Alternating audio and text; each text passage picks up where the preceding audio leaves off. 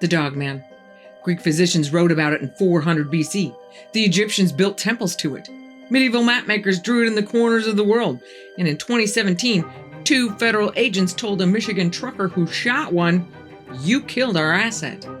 2,400 years of Dogman history, from ancient India to a road through the Manistee forest. And the question every witness keeps asking, what is it? I'm Carol Ann. Welcome to the InBetween.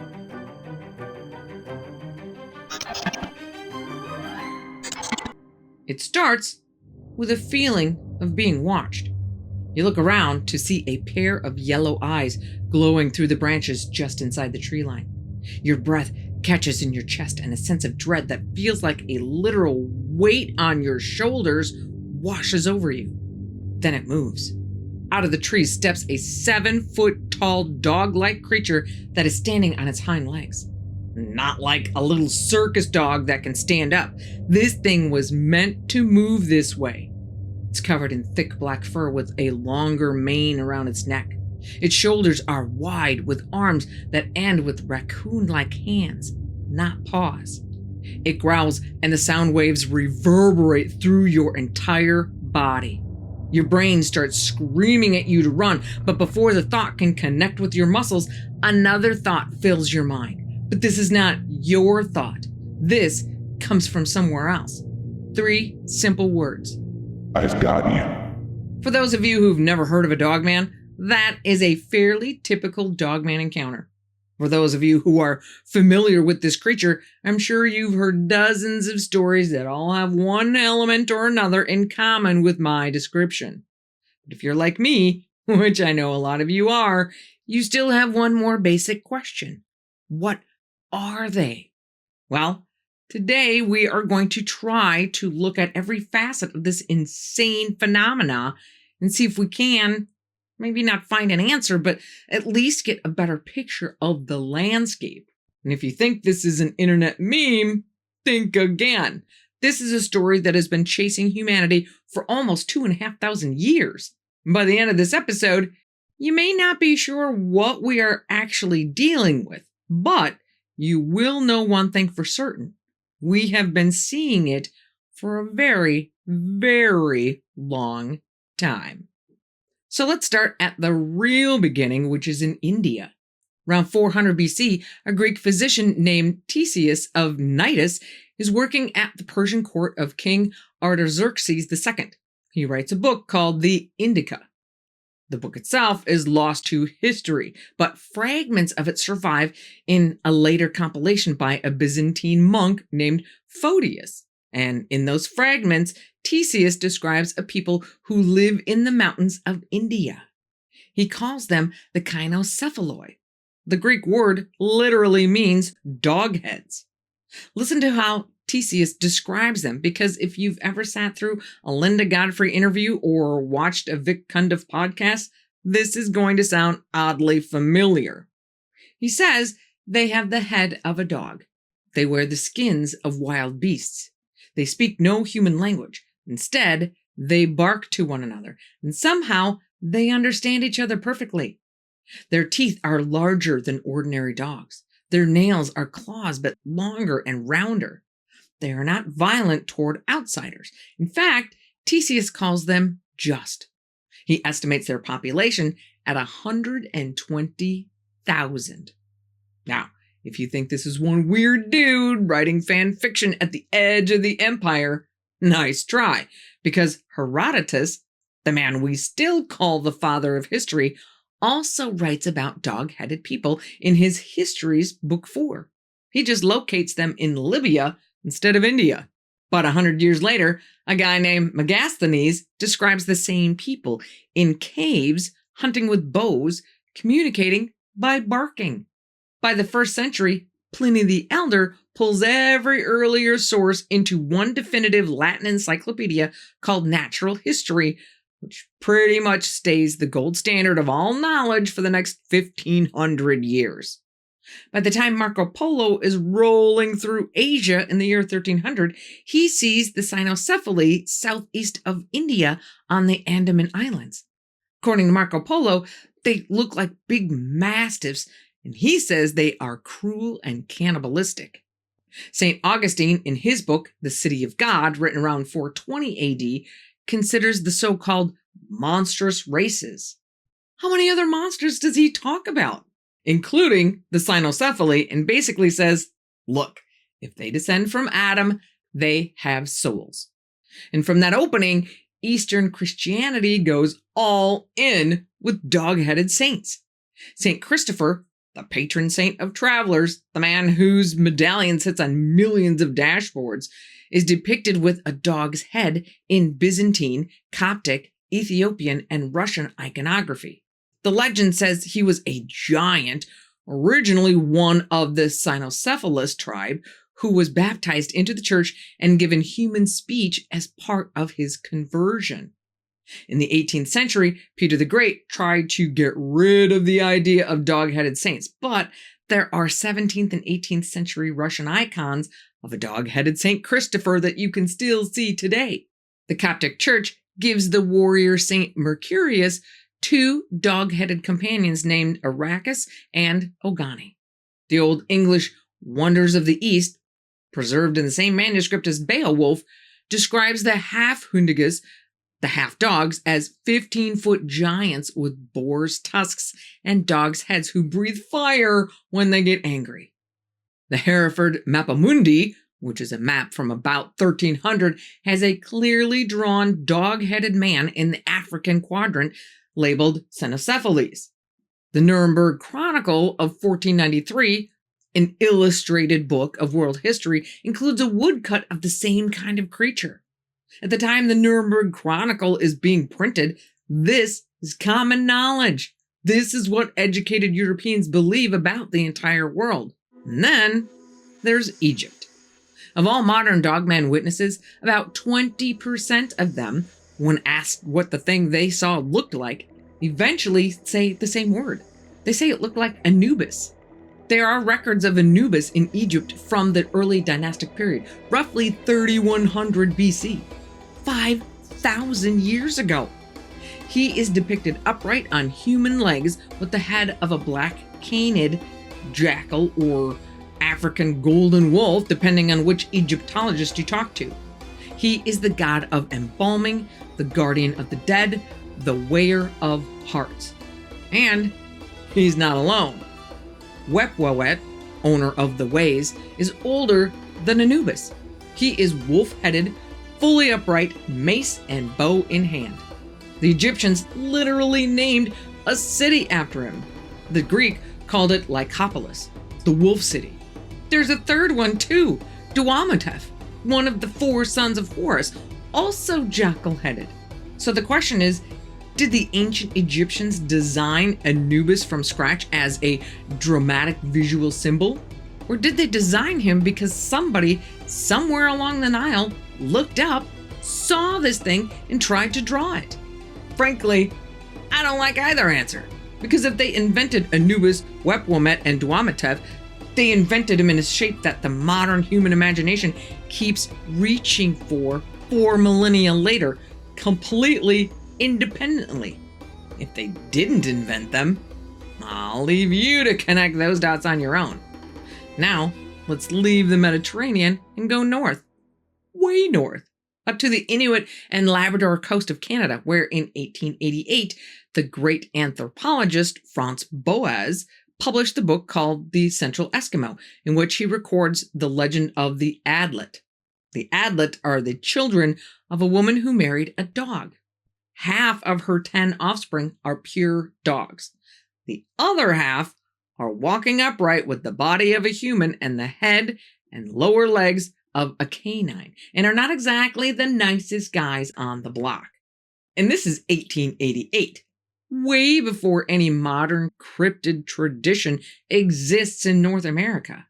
The Anishinaabe, who hang out a little further south around the Great Lakes region of the US and Canada, have a wolf, Maingan, as the brother of original man in their cosmology.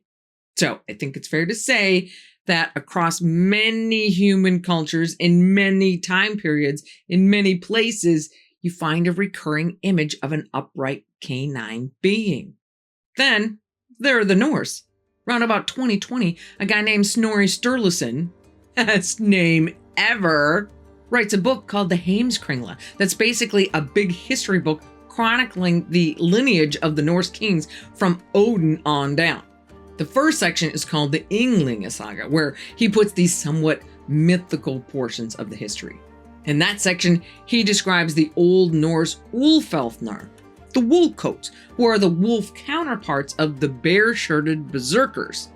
According to Snorri Sturluson, I love that name. The Ulfalfnar go into battle without armor. They are as frantic as dogs or wolves. They bite their shields. Neither fire nor iron can touch them. There's a 6th or 7th century helmet plate from the Swedish island of Åland that shows a warrior with the head of a wolf dancing alongside Odin. Okay, not exactly Dogman, more like channeling the spirit of the dog or wolf man, but a fun little bit of history that let me say the name Snorri Sturluson 3 times. But let's get back to some more history that's a little more concrete. There's a piece of 17th century court testimony from Jurgensburg, Livonia, which today is Zalbi, Latvia, that I want to put on your radar because it's pretty spectacular. In 1692, an old peasant named Thies of Kaltenbrunn is on trial as a werewolf. The court expects him to confess to being in league with the devil and beg for forgiveness. He doesn't do that. Instead, he insists that he and his fellow werewolves are not minions of Satan at all. They are hounds of God. And 3 times a year, they descend into hell to recover the grain and livestock that witches and sorcerers have stolen from the world above. They restore fertility to the land. They are the good guys. The court doesn't know what to do with them. They sentence him to 10 lashes and banishment for refusing to renounce a heresy he refused to admit was heresy. The court transcript was published in the 1920s, but it was Italian historian Carlo Ginzburg who really brought it into the spotlight in the 1960s. Ginzburg argues there is a much older shamanic tradition underneath the medieval werewolf, a positive werewolf tradition, one that Christian Europe spent 400 years scrubbing out. Thies of Kaltenbrunn is the last gasp of that older idea, captured in court testimony just because the man refused to lie. But let's talk about one that's slightly more recent and comparatively very well documented. The Beast of Gévaudan. The beast was a creature that terrorized the former province of Gévaudan in south-central France between 1764 and 1767. Over these 3 years, the beast was blamed for about 100 deaths and over 200 attacks of mostly women and children in rural areas.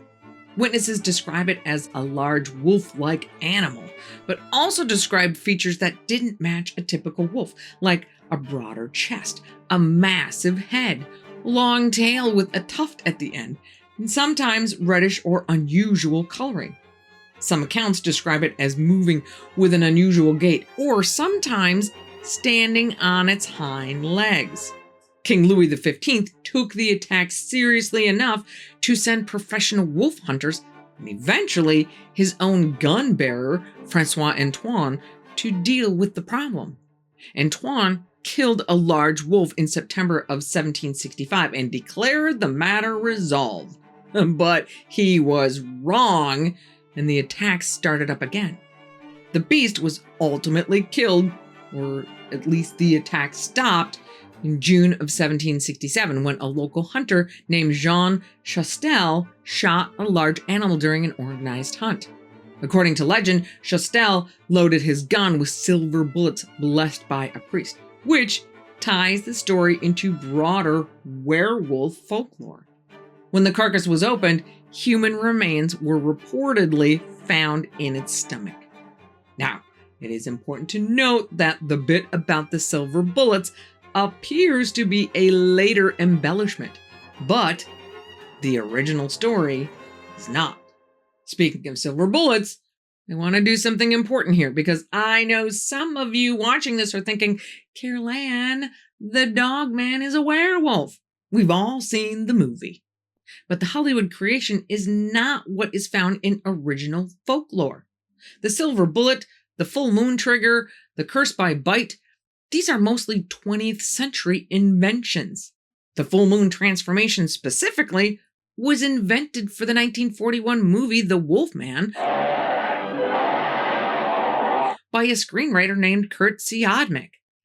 Folk werewolves transform via belts, ointments, pacts, curses, not lunar cycles. So when a witness today describes a dogman, they are not describing Lon Chaney Jr. growing fur in a cottage.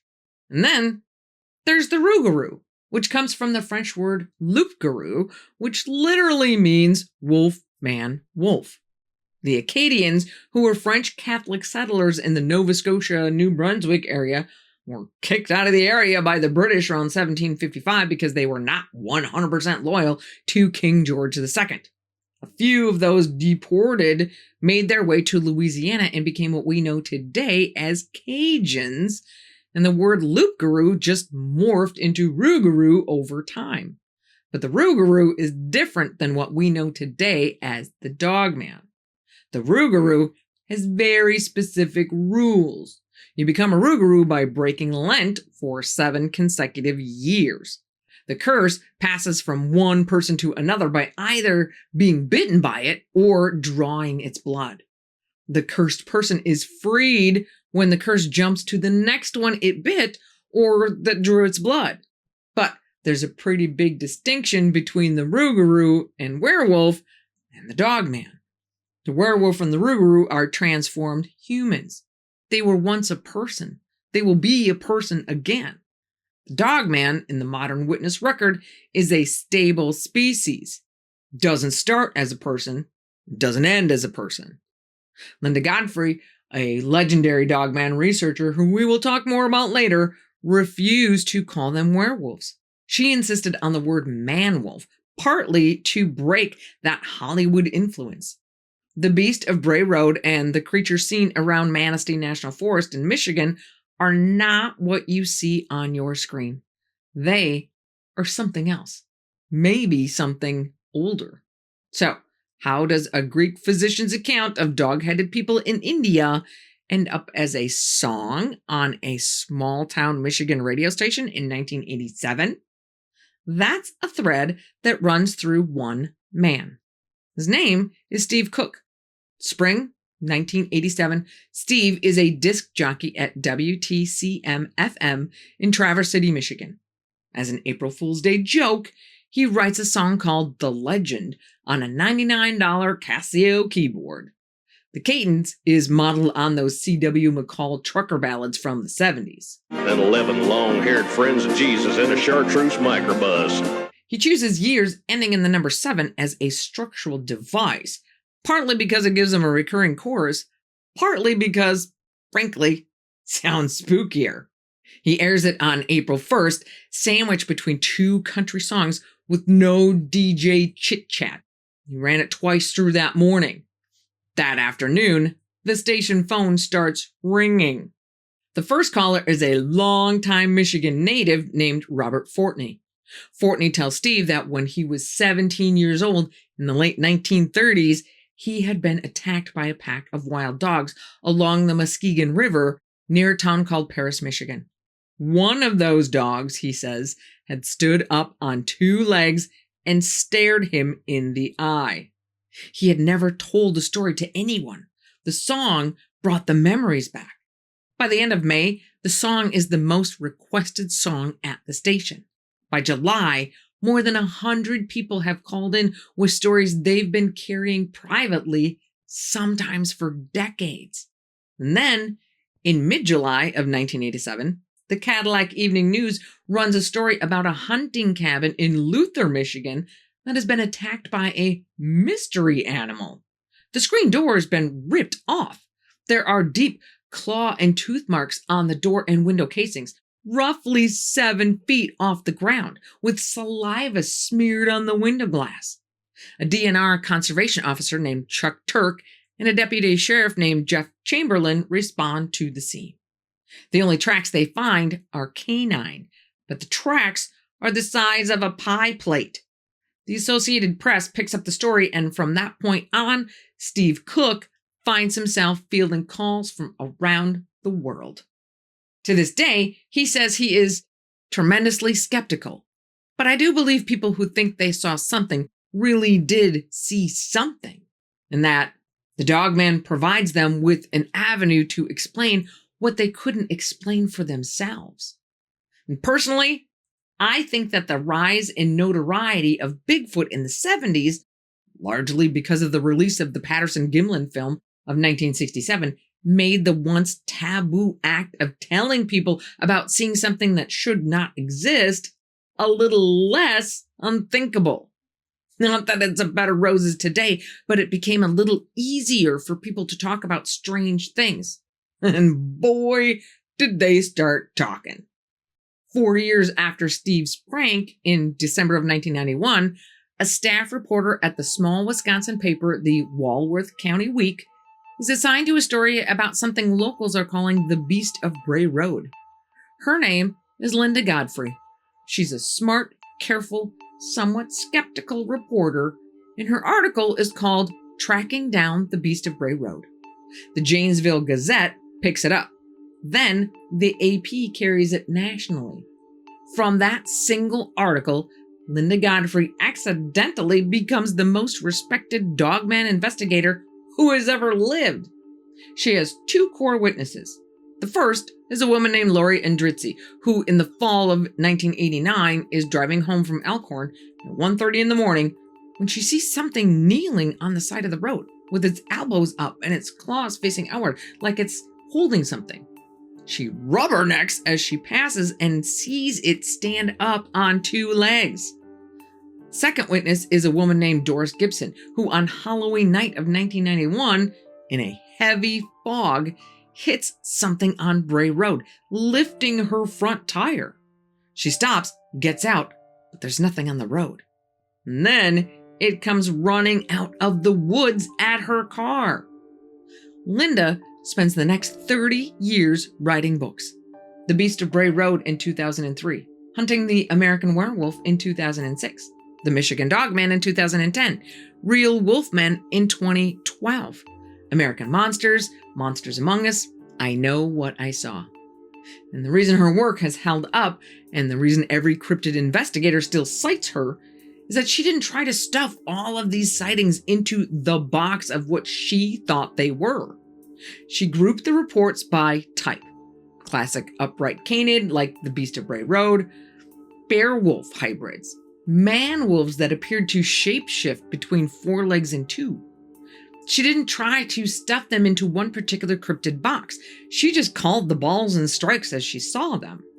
Linda had her own encounter, by the way, on a field trip in Michigan with a TV crew and a Native American consultant who served as the tribal land's game warden. She stood on a gravel road around 2 or 3 in the morning. The crew sees yellow eye shine in the bushes.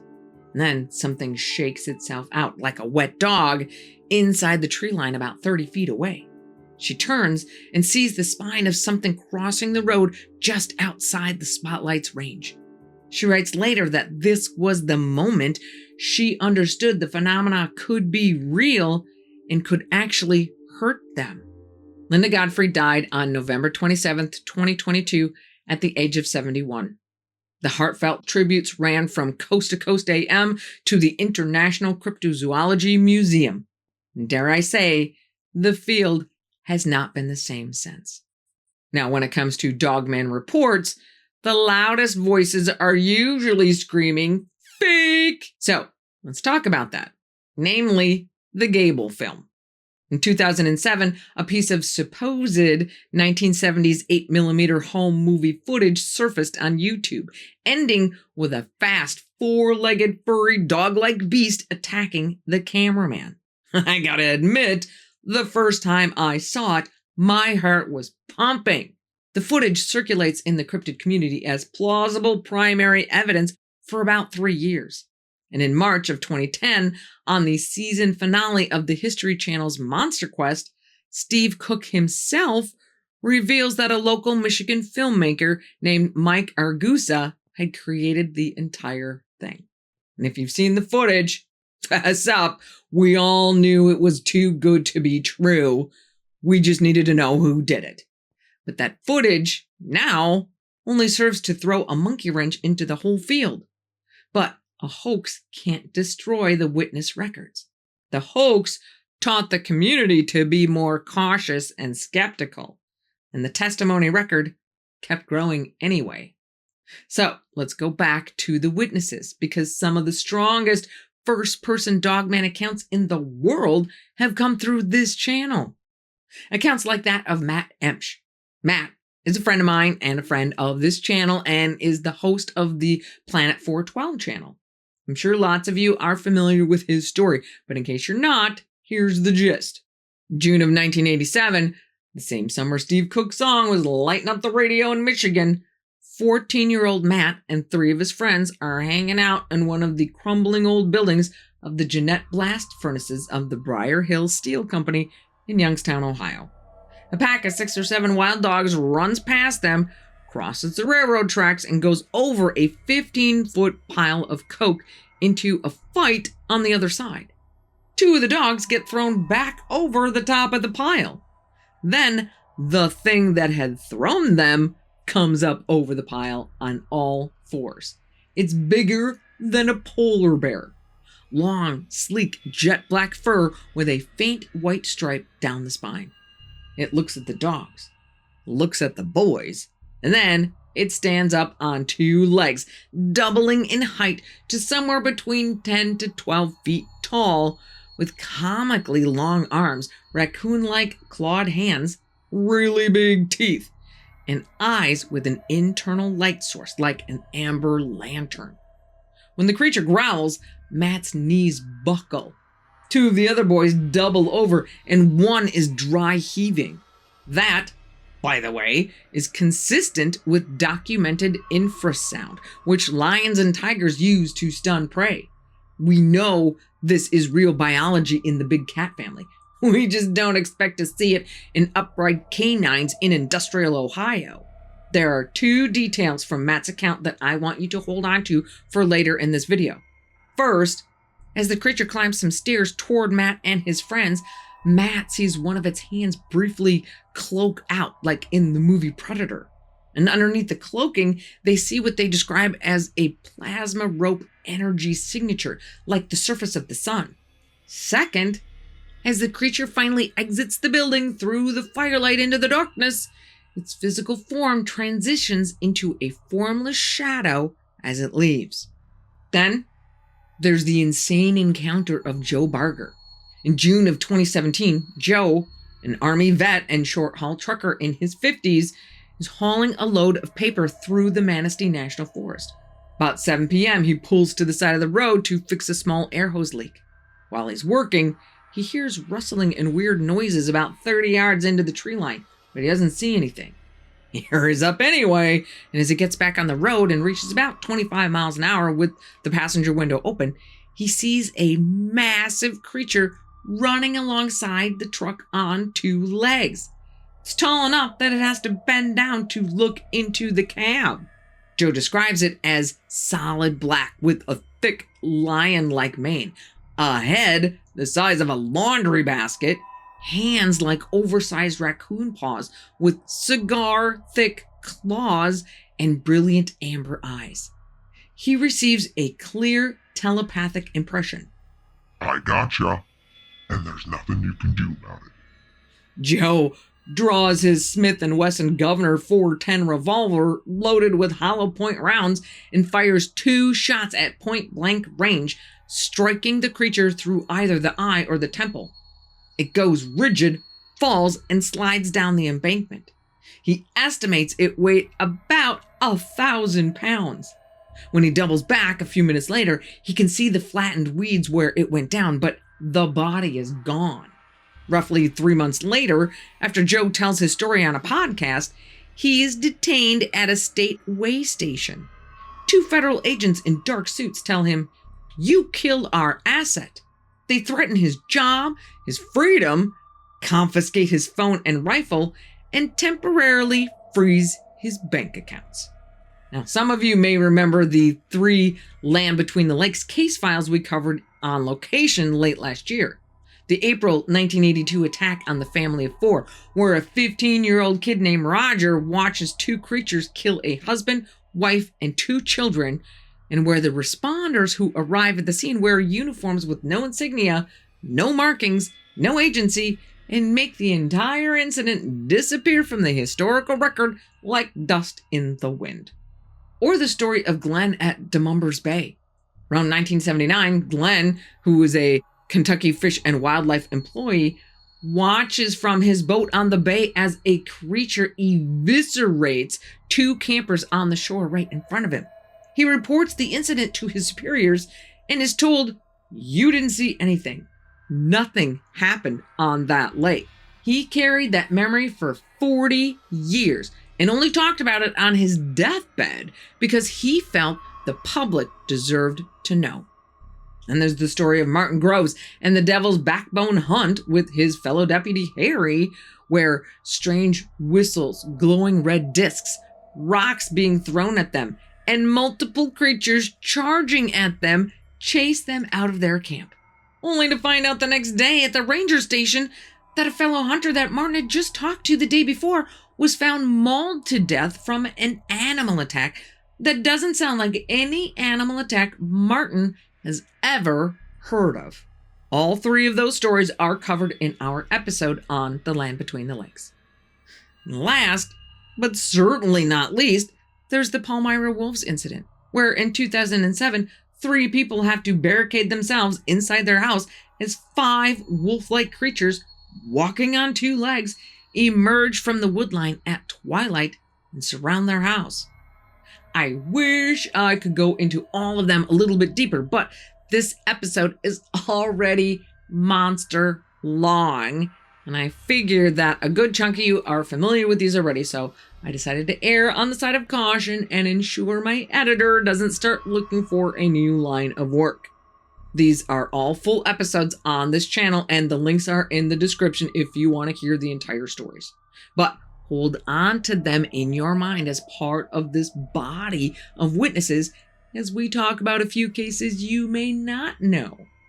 Probably the strongest pre-Bray Road American Dogman case, and the one I think gets the least airtime, comes from Defiance, Ohio. July 25th, 1972, a railroad worker named Ted Davis is connecting an air hose between train cars in the early morning hours. He looks down and sees what he later describes as huge, hairy feet. He looks up. There is a 6 to 9 foot tall figure standing there, hairy, with the head of some kind of animal, holding what looks like a wooden board over its shoulder. Before Ted can shift his startled brain out of neutral, the creature swings the board, smacks Ted in the shoulder, and runs off into the woods. And part of what makes this case so great is that Ted is not the only one in the area to see this thing. Through the rest of that summer of 1972, many witnesses around Defiance describe a 6 to 9 foot tall, bipedal hairy figure, often wearing dark clothing or jeans. It wears clothes? The Defiance police obviously push a man in a costume theory to diffuse the panic before vigilantes start shooting at things in the woods. The case is documented in the Defiance Crescent News and on the AP Wire. To this day, Defiance hosts an annual Dogman Symposium. It's not a small case. It just got buried. Or how about this one from 2006? Steve Kruger is driving around for the Wisconsin DNR, picking up deer carcasses. He stops on Highway 167 in Aaron, Wisconsin, right next to the Holy Hill Catholic Basilica, and scoops a dead deer off the road and into the back of his pickup. He gets back into the truck to fill out the paperwork when he feels his truck start shaking. He looks in the rearview mirror to see a large, hairy creature standing on its hind legs, reaching into the truck bed and dragging the deer carcass out the open tailgate. Linda Godfrey includes this tale in her book, The Michigan Dogman, putting this creature in the werewolf category. She also notes that a disproportionate number of Wisconsin sightings come from sites with sacred or ceremonial significance, like Holy Hill and the Native American effigy mounds at Lizard Mound Park. Whether you read that as portal area phenomena, or as territorial behavior tied to old burial grounds, or as a confounding cultural variable in the way witnesses report what they see, the pattern is real and recurrent. Make of that what you will. Or how about this one?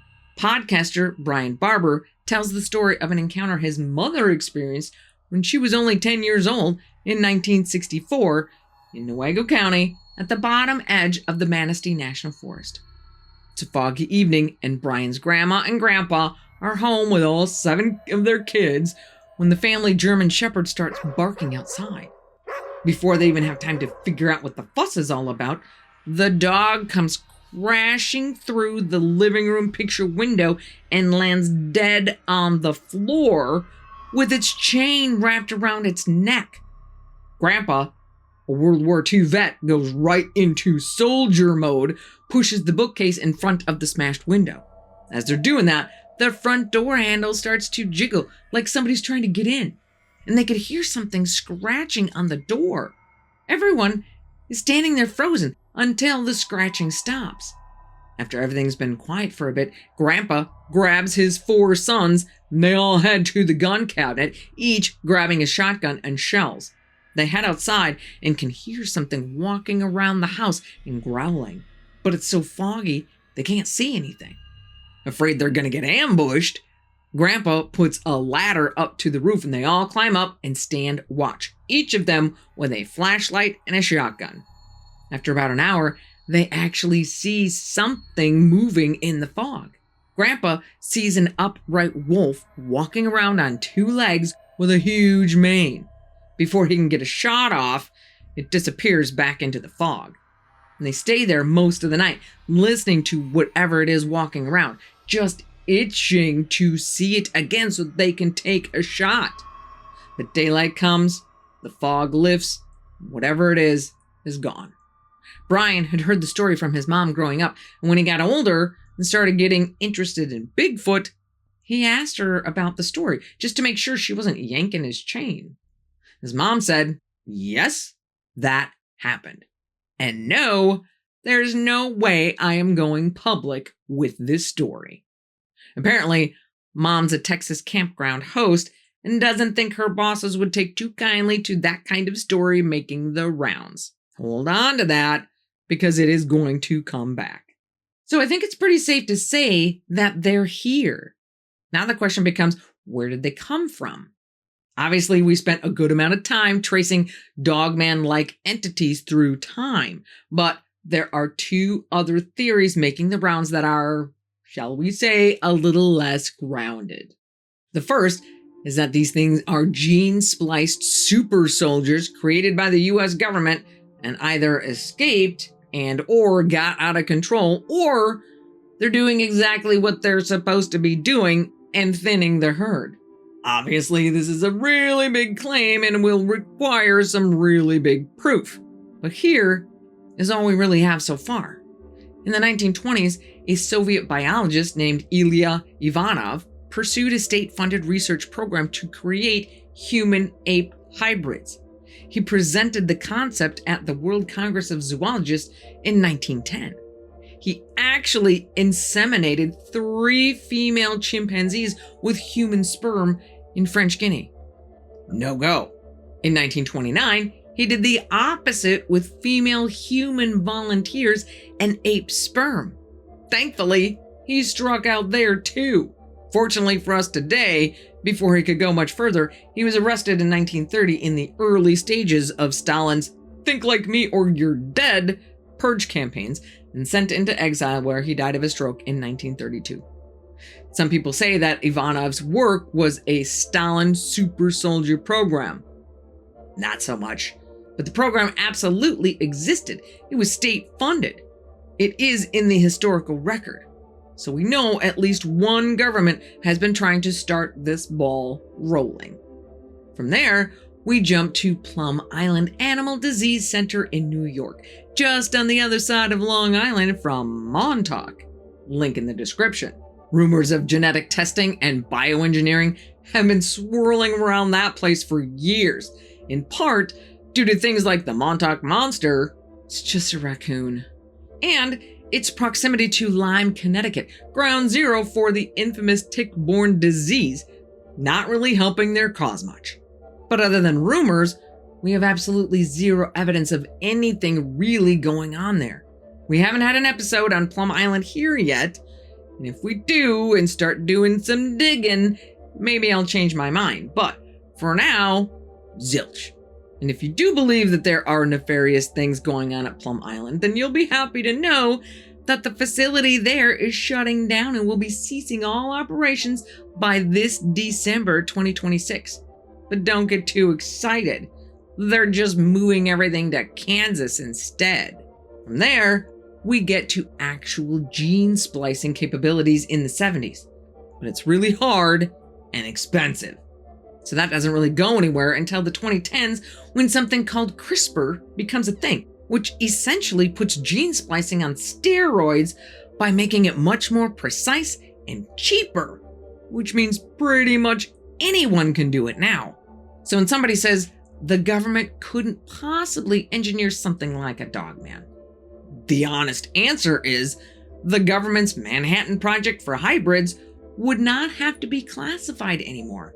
It could be running at Stanford. But I'm sure they would never do something like that. Want to make a bet? In 1967, the Army accidentally killed 6,000 sheep who happened to be downwind of an accidental VX gas release. Oh, but that's just cheap. Well, how about Operation Sea Spray, where they sprayed all of San Francisco with bacteria? Or MK Ultra, where they drugged and tortured a bunch of people? Or the Tuskegee syphilis study that went on for 40 years. So the government's track record is less than stellar from the start. Add on top of that, brand new gene manipulation technology? Not ideal. Now, is there a confirmed Chimera soldier program? No, there is no FOIA release. There's no whistleblower paperwork that establishes a DARPA Dogman. But then, there's Dulcie. Y'all know the general story by now. Phil Schneider, the geologist and explosives engineer, the survivor of the alleged battle at Dulcie Base in August of 1979, the man who told the public there were 131 secret underground military bases as of 1995, who was found dead in his Wilsonville, Oregon apartment in January of 1996 with rubber tubing around his neck, ruled as self-inflicted. We did the full deep dive on Phil already. The link is in the description. What you might not know is how this links to Dogman. There is an alleged former Dulcie security officer named Thomas Costello who, before his own death in the mid-1990s, supposedly leaked a packet of materials in December of 1987 known as the Dulcie Papers. But keep in mind, Costello's existence as a real human being has never been independently verified.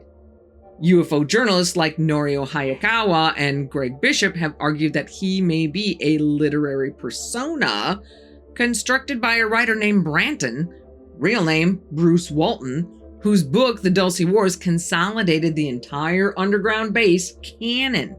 So, big asterisk on this, okay? We are now deep in alleged territory. But the Costello materials describe 7 levels at Dulcie. Levels 1 through 4 are housing, mind control labs, and administration. Level 7 is cryogenic storage of human beings. And level 6 is the level Costello lovingly referred to as Nightmare Hall. The level that housed genetic disasters, at least in my eyes, like multi-legged humans, reptile-human hybrids, bat-like beings, gargoyle-like creatures, and dog-headed humanoids. Dulcie produces hybrids. Of course, if you go down this path, the idea is that some of these dog-human hybrids escape into the surrounding national forest. Carson, San Juan, the Four Corners, the Rockies, and from there, they just keep spreading out. I can't verify any of that. Nobody can. What I can tell you is that the Costello information is the engine that powers the engineered asset interpretation of Joe Barger's federal officials in their black sedan. When those men told Joe, "You killed our asset," they didn't specify what they meant by asset. The cryptid community has been arguing about what that meant for almost a decade. But here, it's the other school of thought. And this is the one that has been gaining ground among the more serious paranormal researchers. And honestly, I'm not sure which one is more terrifying. But as much as I hate to say it, the second theory is also the only answer that explains the parts of the witness record that the bioengineering theory can't. You remember the two details I told you to hold from Matt Emsch's encounter? The plasma rope cloaking and that it turned into a shadow as it was leaving? Now, put that together with other witness testimony about seemingly anomalous details. The eye shine that is not eye shine but lit from inside. The bodies that disappear within minutes when nobody is watching, like Joe Berger's creature in the Manistee woods. The repeated pattern of telepathic impressions where witnesses describe receiving a message in their head, usually something along the lines of, "I gotcha, and there's nothing you can do about it." The infrasound vibration through the chest that Matt Emsch talked about. None of that fits a flesh and blood biological cryptid, no matter how exotic the genetics. None of that fits an engineered DARPA asset escaped from a cage in New Mexico. Ron Moorhead, who's famous for his Sierra Sounds Bigfoot recordings of the 1970s, has been arguing for years now in his book Quantum Bigfoot that Bigfoot, and by extension the Dogman, possesses some kind of quantum mechanical capability. An ability to step out of phase with the conventional space-time that you and I know and love. That's how they vanish. That's why the bodies are never recovered. That's why no matter how many trail cams we strap to the trees, we never see anything. John Keel, who wrote the Mothman Prophecies in 1975, but also researched pretty much any encounter of the strange and mysterious, used a word that kind of rings a bell for a lot of people. Ultra-terrestrials. Non-human intelligences that live on our Earth. Shape-shifting tricksters that are sometimes good, sometimes evil, and oftentimes indifferent. Keel's theory is that these things operate from a hidden frequency layer that he called the superspectrum, a layer underneath or above our reality that produces UFOs, cryptids, ghosts, and men in black as projected manifestations. For Keel, dogmen are not zoology, they're theater. They're the costume the superspectrum wears when it walks towards you on a lonely road in the Manistee forest. And there's one more piece I want you to think about. Skinwalker Ranch. The 512-acre ranch in the Uinta Basin of Utah, purchased by the Sherman family in 1994 and promptly sold to the aerospace billionaire Robert Bigelow just 2 years later. Terry Sherman's account included a wolf 3 times the size of a normal wolf that took repeated point-blank rifle hits and walked away like it was bored. Between Bigelow's National Institute for Discovery Science team and local researcher Junior Hicks, dozens of upright canid sightings are collected from around that ranch between 2008 and 2011. Like the 2 women near Roosevelt, Utah, which is just a couple of miles from Skinwalker Ranch, who see a wolf-like creature while they're visiting a graveyard. They're pretty freaked out, so they get in the car and take off, only to see the creature running next to the car. Or the father and son are target shooting one day towards the back of the father's property, which butts up against Skinwalker Ranch.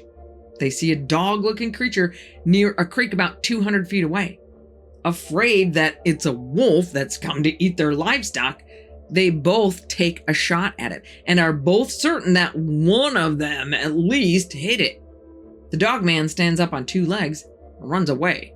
The same 500 acres that produces Dogman sightings also produces UFOs, poltergeist activity, missing cattle, glowing portals, and time anomalies all on top of each other. Whatever is on Skinwalker Ranch is not just one thing. And much of whatever it is has interdimensional qualities. And while I absolutely am warming up to the idea that many of the strange things that are happening around us might be due to some kind of interdimensional portal kind of thing, I just don't think the reports of an entire civilization with a population of 120,000 dogmen is interdimensional.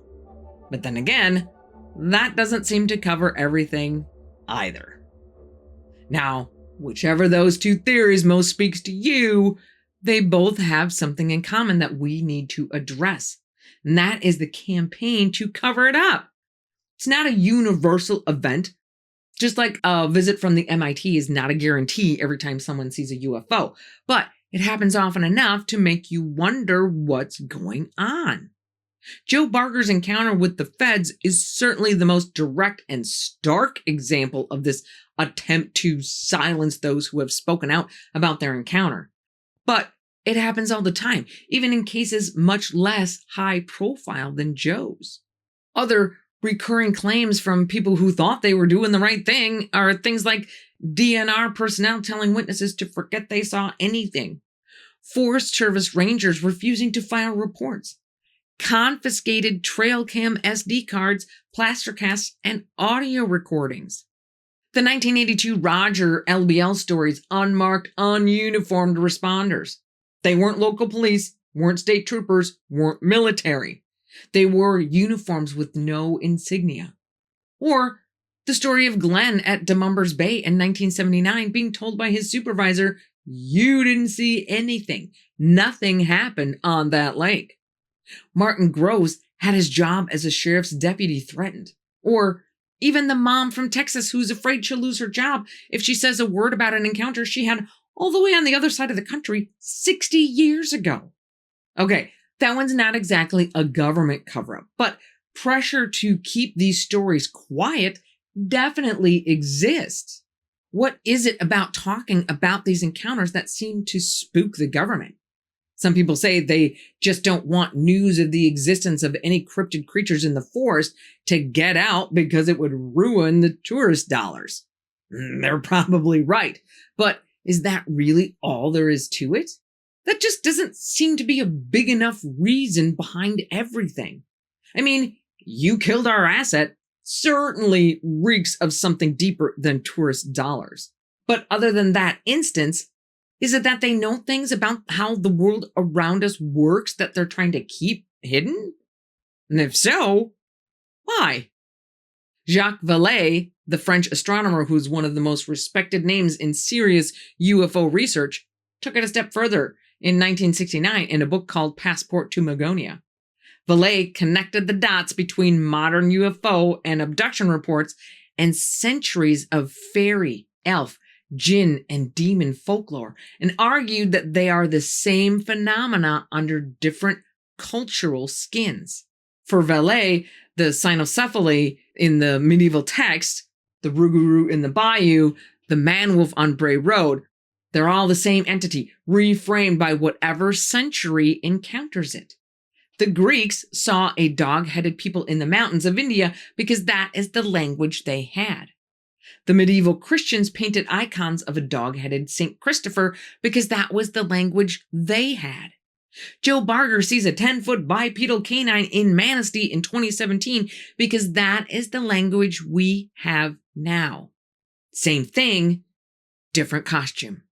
If Vallée is right, every culture has been talking about this creature for as long as there have been cultures.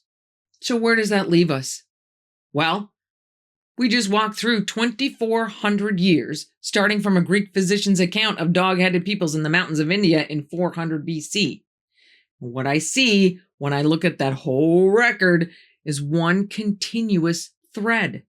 not a song from 1987, not a Wisconsin reporter from 1991. The song and the reporter were two of the moments when our particular era of the human story noticed that the thread was still there. Steve Cook's prank gave hundreds of people permission to remember things they had been carrying privately.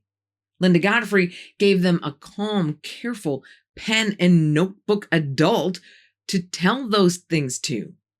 Vic Condiff, Lauren Coleman, Stan Gordman, Bart Nunnally, Aaron Deese, Seth Breedlove. They all have been quietly building the modern record on top of an ancient one. I don't know if the Dogman is an escaped chimera from a level 6 lab in northern New Mexico. I don't know if it's an ultra-terrestrial wearing a costume that we are evolutionarily wired to fear. I don't know if it's the same thing the medieval cartographers were drawing in the corners of the world and the same thing Anubis was modeled after 4,000 years ago. I don't know if Ron Moorhead is right and these things can step out of phase with the universe.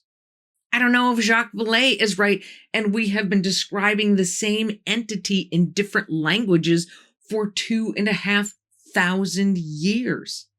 What I do know is this. Joe Barger had 2 federal officials show up at a state way station 3 months after he shot something in the Manistee. They told him he had killed their asset.